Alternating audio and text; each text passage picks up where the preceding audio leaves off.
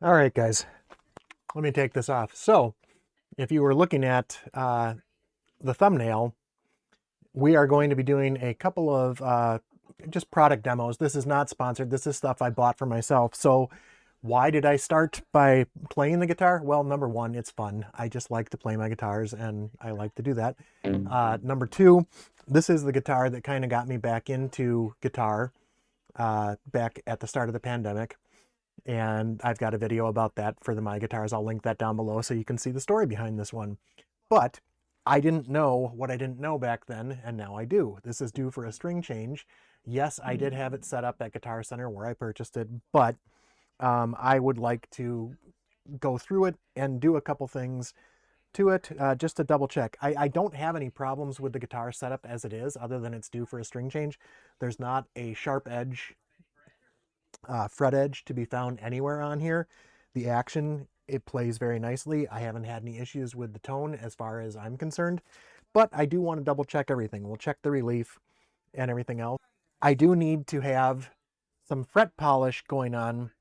If they're not terrible, I don't know if you can see that on the camera. That probably isn't coming through very well. My lighting is not fantastic in here. I've tried to compensate for that a little bit. That brings me to the point of why I wanted to test a couple of different things. I had been doing fret polishing with just a little fret polish and taking a wheel with my Dremel to do it. I've done that in a couple of videos in the past. It works, and it's actually really good if you have really grungy frets where you need to get a little extra work in. These aren't so bad, but it is very messy. Ted at Ted Talks Guitars and Life, whose channel I will link below, has been using lizard spit recently. So I took it upon myself to go out and get the Lizard Spit Ultimate Fret Polishing System. So this comes with the little fret guards, the fret polishing wipes, as well as a microfiber cloth to wipe off the excess whatever gets on the fretboard if you don't tape things up, which I'm not going to on this. I also had been eyeballing the product that D'Addario makes called their fret polishing system, and this will be a little different. We'll get into the comparisons of what they are. This comes with 5 sheets, so I figured these frets not being all that bad, it'd be kind of good to do a comparison of the two and see how they differ and how you use them and the results you get. Ted talks very much about the lizard spit, and I trust his opinion, but I wanted to compare it for myself, and I know there's other things out there. There's plenty of ways to do this. The other thing that I did want to do, and we'll give a shout out to Brant over at Tone Jaeger, and I'll link his channel down below as well. He was kind enough to send me a sample of the Howard's feed and wax makers. They make Axe Wax now, which is a slightly different product. I've used the feed and wax myself in the past and liked how it looked, but I figured I haven't had a chance to try this yet. I figured this would be a good time to do that to the fretboard on this as well. Once we're done with all that, I am just going to restring the guitar after we just double check the frets, double check the relief, and make sure that all the tuners are tight, everything else. So with that, I'm going to have you join me over at the bench and we will do a little work. By the time I get there, the strings will be off. You guys don't need to see that again. Okay guys, here we are. So I put the guitar in the opposite position because I've discovered that with my setup, this seems to be a little better angle for working on stuff unless I'm looking directly at the bridge. Speaking of which, with this type of bridge, that just pops right off. So I'm going to set that aside. The good thing is with the screws on one side, I know exactly which way this is supposed to end up going when I put it back on. So no confusion there. If it looks the same on both sides, you may want to just put a quick mark on one side or the other so you know what you're doing when you put it back. There's a couple of things to address here before I start polishing frets, one of which is just checking that the neck is straight. That's not really going to matter for polishing the frets or do anything with the fretboard, but I just want to double check it since I have the strings off. And this is the right.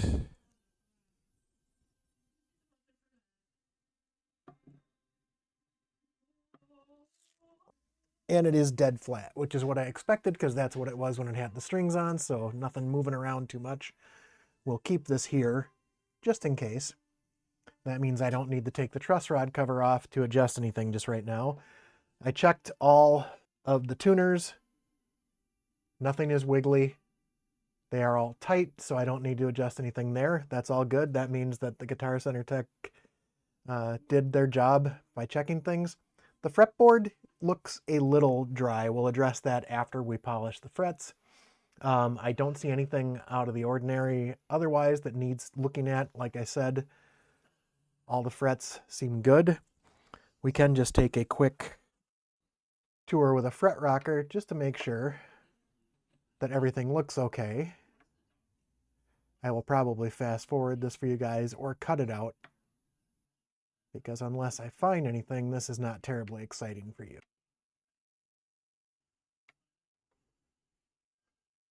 Just a real little bit there, and nothing that I'm going to worry about because I haven't had any buzzing or any playability issues. Really looking good. So I gotta say, for my money, one little one there too. Really nothing that I would worry about, and if anything does happen, I will probably try and just spot level it down the road. Could possibly try banging it back in too with a couple taps of a fret hammer, but you know what? Like I said, doesn't cause any buzzing and isn't anything that I really have to worry about. That actually didn't take too long, so we're not cutting anything out, guys.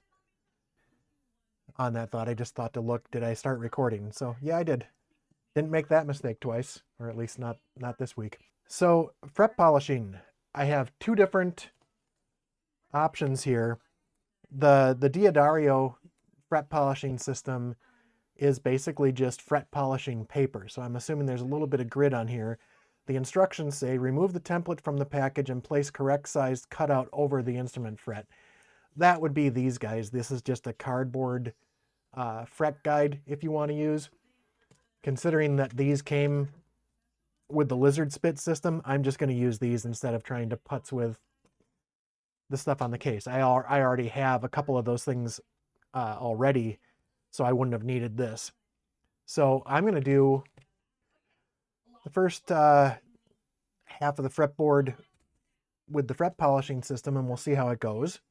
You basically just take one of these cloths, and they say they are reusable. Time will tell how reusable they are. And I think, this is going to be really simple actually. You just take one piece of it, fold it up, and we're just going to go back and forth on the fret. Let's get a fret guard while we're at it, just to make sure. I don't think this is really going to do anything to the fretboard, and the fact that I'm conditioning afterwards, I think will be fine. So we've got one down. I will see if I can figure out the speedy uppy portion again. Still learning as I go. Yeah, it doesn't look much different, but I can tell you already it feels better. They don't look bad, but they've just got a little bit of, you can kind of tell when you're rubbing your finger across, a little bit of stickum. Not really sticky, but a little give. This is very nice, straight. We'll get the ends while we're at it too. So, one down, 10 or so to go.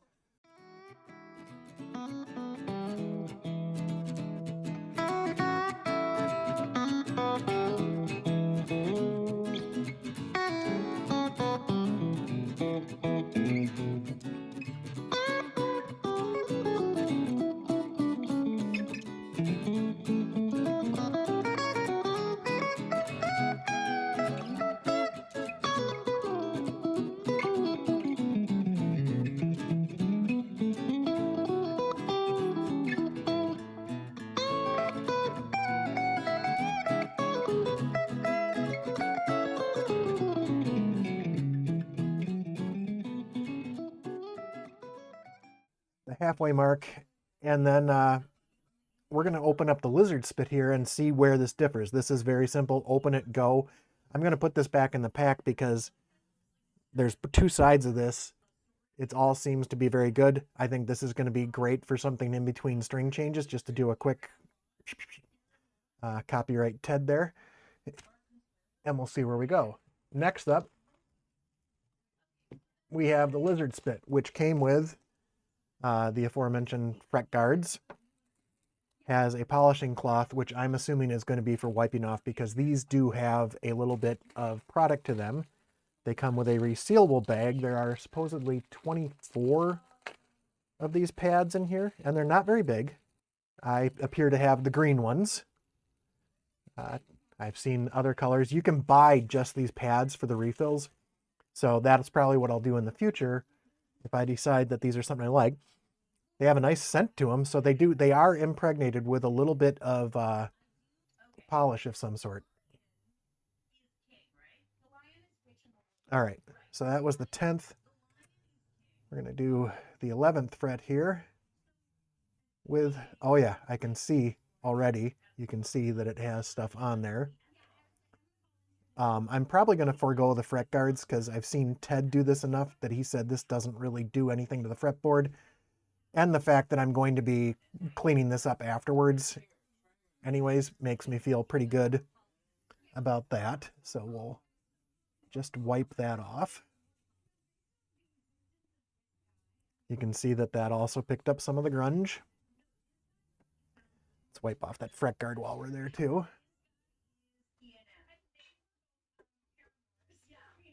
Considering these frets were still pretty clean, like I said, they just needed to be cleaned off for the most part. It feels pretty similar, but I think there is a little bit more shine to the stuff with the lizard spit, which would make sense because it's got product in it versus just a slightly abrasive cloth, which I would compare to maybe just a super, super fine grit sandpaper. So let's go through and get the rest of these.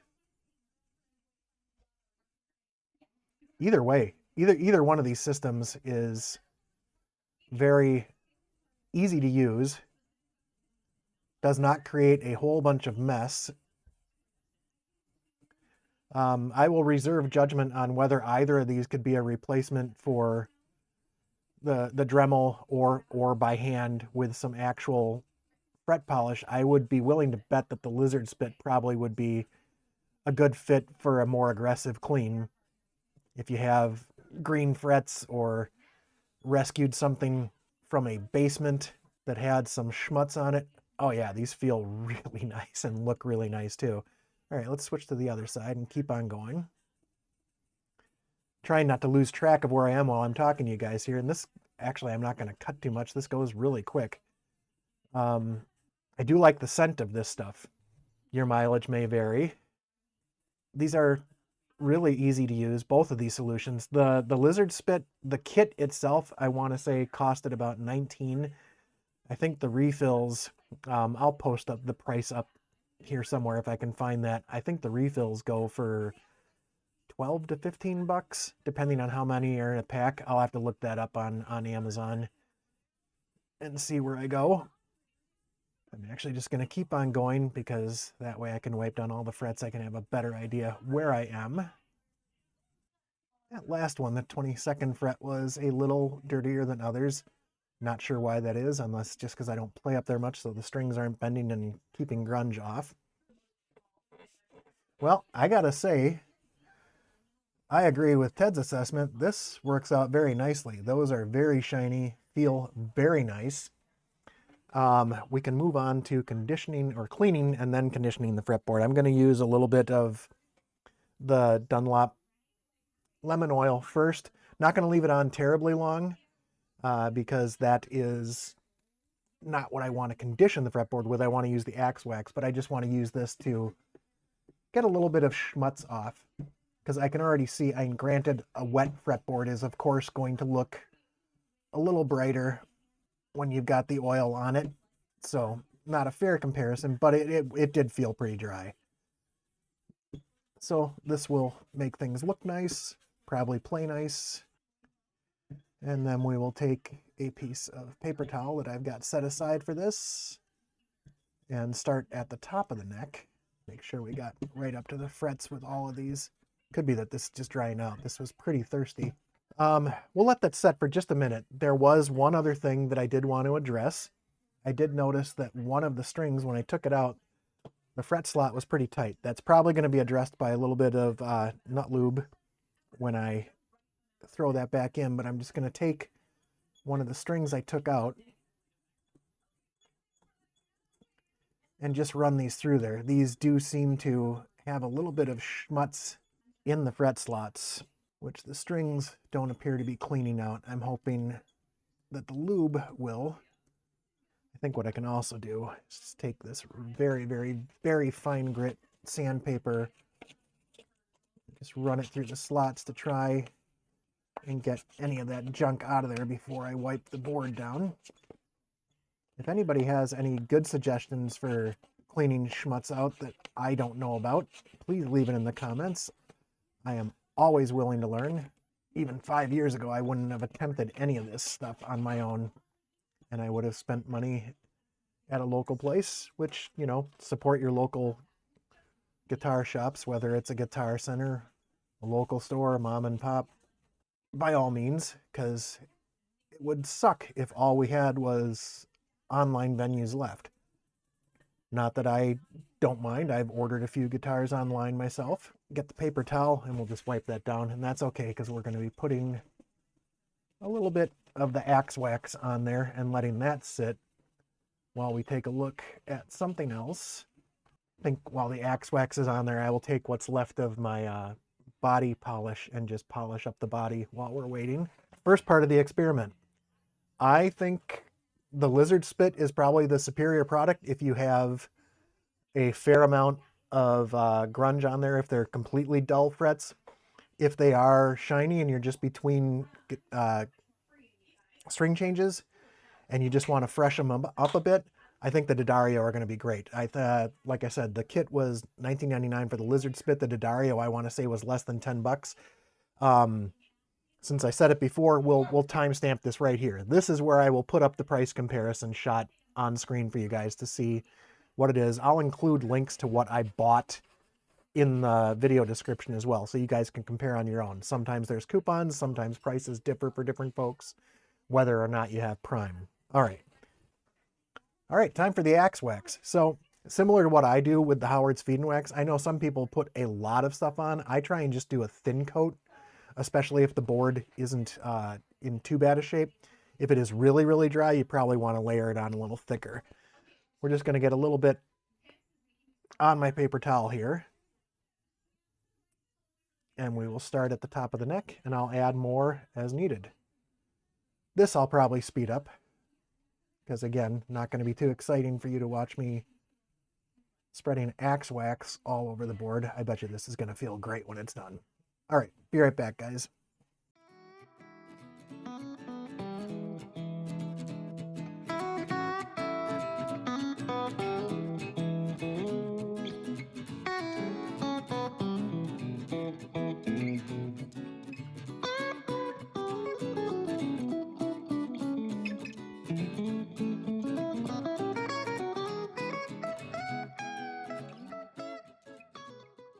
We have that spread out a bit. I'm going to let that sit because we are going to polish up the body while we let this sit for just a minute before we wipe it off. This is probably going to be a rather short video. I will give some of my opinions. We will put the strings back on and I'll put the nut lube in just so we can get an idea how everything feels afterwards. All right, this was also a Dunlop product, but like I said, the bottle sprayer that they had in there did not work, so I got a dollar store bottle, poured it in there. I'm on the lookout for something different to use on the surface of my body. In fact, I'm probably going to be having something coming to test soon from a friend, and I will post the video up of that when I get a chance, because that'll be something I'll do on the next channel. This is not even going to work from the sprayer because there's not enough left to spray in there. All right, and we will just apply to the whole body, which is handy with the bridge gone. I'm going to try not to move the bridge screws because I've got it where I want it, and I don't want to change anything there. The sides and back look fine because I wipe those down every time and there's no strings in the way of getting under and around them, but the top looked like it needed a little love. Headstock actually looked like it could use a little bit of cleaning up too. This should get this back into good shape. I actually thought of doing this because I hadn't played this guitar in a while and I noticed that the strings felt a little dull. That seemed like a perfect time to take care of this. All right, let's come back with the dry side and wipe this off now. Looking nice. put a timestamp on this video, anything going on around here. This has been a crazy week for weather in Wisconsin. We have had more tornadoes in the month of April than I remember in most recent years. Thankfully, we have been spared from any major damage. We just had a lot of rain, but no flooding. And we did not have anything go wrong with the wind. In fact, despite all the carnage around us, we had a toy ball get kicked into our yard by the wind during one of the last winter storms, which I kept there in case a child was looking for it and saw it in our yard and come get it. Well, with all the wind that we've had, do you think that ball has moved anywhere? Nope. There's been trees down on houses surrounding us. All that going on within less than a mile radius from us, a toy ball would have blown away. Nope. So we have wiped off all the cleaner. I am going to take my other dry towel and wipe off the axe wax, which honestly, based on all the other videos of folks that have compared this to the Howard's Feed and Wax, which I've still got plenty of that right here, the only appreciable difference that I'm seeing is axe wax off of the board. We will just rub it in and buff things up. The fretboard already looks much better. So again, on to my opinions. The comparison between the Howard's Feed and Wax and the axe wax, I don't think there is much of a difference, except that the axe wax does not have the distillates, I will leave that up to you how to pronounce that, in it that the Feed and Wax does. Some people may say that those were bad. I haven't had any issues with the Howard's Feed and Wax damaging anything on any of my guitars to this point. And also the orange essence. I don't want to say it's orange oil. I think they say orange oil, but I believe it's primarily just the distillates and stuff in there, and the orange oil is mainly for scent. It's not the actual citric part of it that I believe. So other than the smell, the performance of this is going to be pretty much the same. And yeah, that feels fantastic. Got a little something going on in this fret. What's going on? Oh, just a little extra schmutz. All right, so this looks good. I will make a quick jump cut here because I forgot to have the nut lube for the nut slots out. Make sure that we don't have any axe wax in those slots. And at that point, I think we're going to be ready to string the guitar back up. And we will recheck the relief and the action. I will try and double check the intonation if I can and try and correct that, but it has been pretty good. Wow, that neck really came to life with between the lemon oil and the axe wax. I'm keeping talking here, but I planned to cut, didn't I? All right, guys. So in the process of finding my nut lube, I also cleaned up my area a little bit so we're not knocking stuff around. We can put the bridge back in place because we're going to need that to put the strings on. And I am going to put just a little bit of nut lube in each of these slots, and then I will do a speed run with stringing up the guitar for you guys so that you don't have to listen to me yammer as I try and make things work. A little bit of this into each slot. Technically, a lot of people will tell you, especially with this being a, it's a similar to a Graphtec nut. I always like to use this stuff. People will tell you, let's do this over the mat because it seems like it's stuck. People will tell you with a properly cut nut, you shouldn't have to lube this at all. Maybe a little graphite or something. You know what? Personal preference. I like having this in there because I think it helps with tuning stability a little bit. Your mileage may vary. Other people may have perfectly cut nuts and not have to worry about this. Other people prefer graphite. Everything about guitars is personal and player preference, other than the fact that you need to have strings on it for it to work. All right, we have stuff in the slot. I am going to wipe that down a little bit off the top of the slot because I don't need it getting everywhere. And here we go with the strings. Cue the music, guys.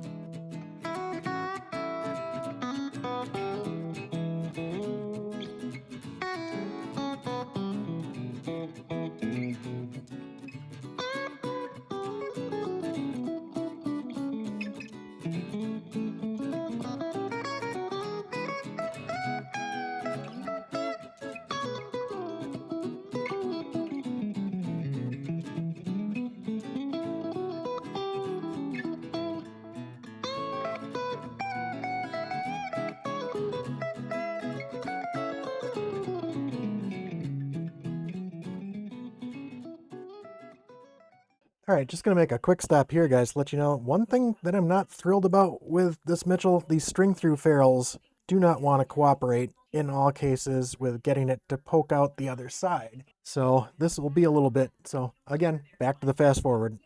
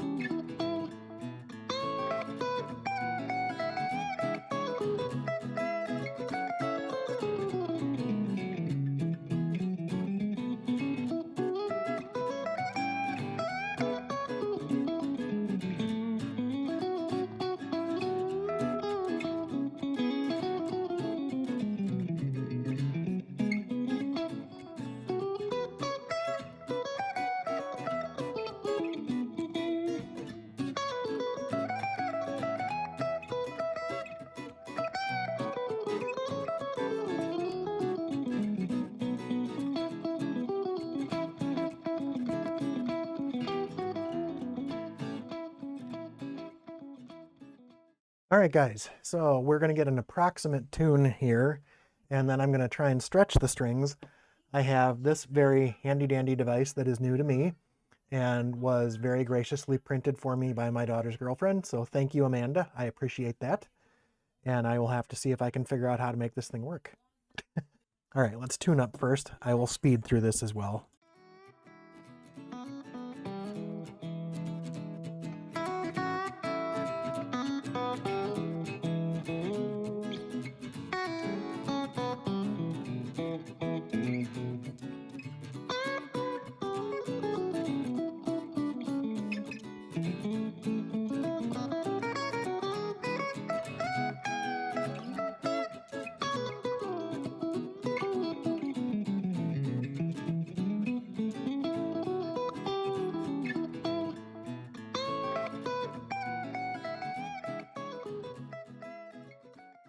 All right, relatively in tune. If I am looking at this correctly, I just need to get this under the strings, and that sits on top of the string.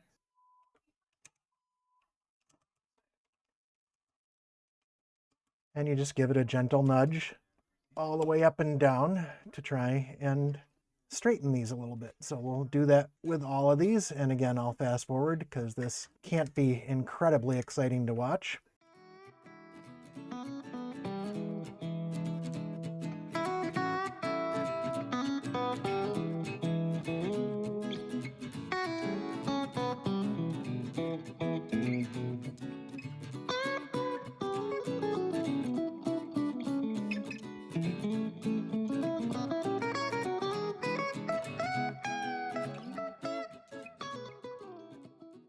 All right, stretched, tuned up. We're just going to take another look. And it's exactly where I left it, so that's good. Last thing we're going to do is try and just double check the intonation here. I think you guys can see that. It's still not completely stretched. So far, at the harmonics, the intonation's perfect. Now we're going to try it with the frets, and I'm going to try and do it lightly. Also, you know what? I'm going to do this in the playing position, so I need to get you guys set, because I don't want to fret the notes while I'm sitting down. That's not going to be the accurate pressure that I play with. So I want to make sure that the fretted note at the 12th is relatively intonated as well while I'm in tune. If it's only a little bit off, I'm probably going to leave well enough alone till these strings are stretched. Sorry, I'd love to show you the whole thing, but trying to intonate with strings that are still wobbling a little bit, probably not the easiest thing to do. If you guys have any suggestions for that, I would be also open to that. All right, I'm going to back up as much as I can. This camera does not give me a whole lot of room to show you what's going on, but you probably won't be able to hear either. But I am just checking the intonation by fretting the 12 frets versus just the harmonic that I did while it was sitting down. All right, we're in tune. E string is good. A, A is perfect. D, sorry, just, and actually that seems to be perfect too. I may have been fretting a little harder than normal. It seems to be right in tune. And I just rechecked the G because it seemed flat up at the 12th, but when I pinged it open again, it was a little flat, so I think this is still stretching. Just a scotch sharp, so this is probably something I'll come back once the strings are straight played in and address the G string. B is perfect, and the high E is also perfect. So guys, there's not a whole lot of setup work that needs to be done on this. The action is still right where I like it. Everything seems to be good except for that G, which I will circle back on once these are played in. And probably intonate that just a little better, so when I'm up in the higher frets, things don't sound a little wonky. Everything was good on this. This has been cleaned up. The neck feels phenomenal now, so the axe wax, just as good as Howard Feeden wax. I think that one is your personal preference, or use whatever you like to condition the fretboard. I prefer this stuff. I think it leaves it nice and silky feeling. It's perfect. If this wasn't if the back of this neck wasn't finished, I probably would have done the same back there, but this is fine. At some point, maybe I'll take a little bit of Scotch-Brite or steel wool to that, but I haven't had this feel incredibly sticky. As far as the difference between the lizard spit and the Diodario goes, I think I said it before, but this is kind of my final thought on it. I've used the Dremel and that works fine. It's just messy, a little bit time consuming. Depending on what guitar you're working on, you'll probably want to tape up the neck or definitely use some sort of fret guard. The lizard spit, I think, will work just as well as the Dremel and fret polish would for even ones with pretty dingy frets. Although you may need to apply a little more elbow grease than I did in this case. For general string changes, the Diodario sheets, I think did just as good as a lizard spit on this one, just because the frets weren't that bad. If you have frets that look just fine, they don't look dirty, but they feel just a little bit like you've got some of your personal hand oils on there or whatever else you may have treated your strings with, I think that'll work to clean it up just fine. I think it's a very cost-effective solution just to do a in-between string changes polish on them to keep everything feeling nice and bending properly. So with that being said, I want to thank Ted for the inspiration to do the comparison between the two fret polishes. I want to thank Tone Yeager again for sending over the Axe Wax. Fine product, and I think the guitar is in good shape. And finally, I want to thank all of you for coming along on another ride with me. We'll be back midweek with something else, and until next time.